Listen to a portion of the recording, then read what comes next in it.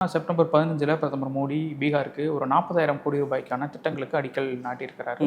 அதில் ஒரு முக்கியமான திட்டம் அப்படிங்கிறது வந்து கோல் பவர் பிளானட் கொண்டு வரது.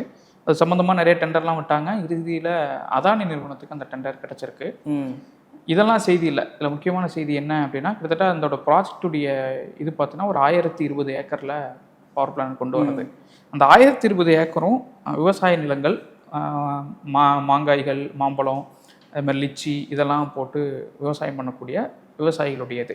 அந்த நிலத்தை அப்படியே எடுத்து இப்போ அந்த ப்ராஜெக்ட்டுக்கு பயன்படுத்த போகிறாங்க. என்ன ரேட் அப்படிங்கிறதா இங்கே பெரிய விவாதம். அதாவது இந்த 1020 ஏக்கரையும் வெறும் ₹1 வருஷத்துக்கு, வெறும் ₹1 25 வருஷத்துக்கு அந்த நிறுவனத்துக்கு அரசு என்பது கொடுத்துருக்குது. கிட்டத்தட்ட இது பார்த்தோம் அப்படின்னா 2400 மெகாவாட் பவர் ப்ரொடியூஸ் பண்ணுறது.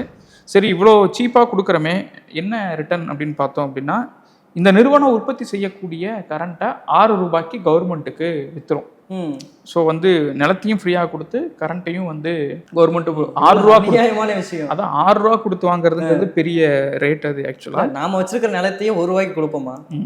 இன்வெஸ்ட்மெண்ட் பண்ணுறதா இருந்தாலுமே நம்ம வந்து ஏதோ ஒரு லாப நோக்கிலையோ இல்லை குறைஞ்சபட்ச பயன் நோக்கில் தான் நம்ம. அதான் அங்கே விவசாயிகளுக்கு என்ன பண்ணியிருக்காங்கன்னா, விவசாயிகள் முதல்ல இதை எதிர்த்துருக்காங்க. எதிர்த்துட்டு பிரதமர் மோடி வரும்போது நாங்கள் முறையிடுவோம்னு சொல்லி மோடியை பார்க்கறதுக்கு ட்ரை பண்ணியிருக்காங்க. யாரெல்லாம் ட்ரை பண்ணாங்களோ, யாரெல்லாம் நிலம் கொடுத்தாங்களோ அவங்களெல்லாம் அரெஸ்ட் பண்ணியிருக்கு பீகார் கவர்மெண்ட். நீங்கள் வந்து மோடியை சந்திக்கக்கூடாது அப்படின்னு. இதோட அர்த்தம் என்னன்னா, மோடி பார்த்தா எல்லாம் சரி பண்ணிடுவார் அப்படிங்கிறது இல்லை. மோடிக்கு இந்த விஷயங்கள்லையும் ஒன்றிய அரசுக்கும் அங்கே இருக்கக்கூடிய நிதிஷ்குமார் அவங்க அரசுக்கும் பெரிய டிஸ்டர்பன்ஸ் இருக்கக்கூடாது, எலெக்ஷன் வர டைம் அப்படிங்கிறனால அவங்கள அரெஸ்ட் பண்ணிட்டாங்க.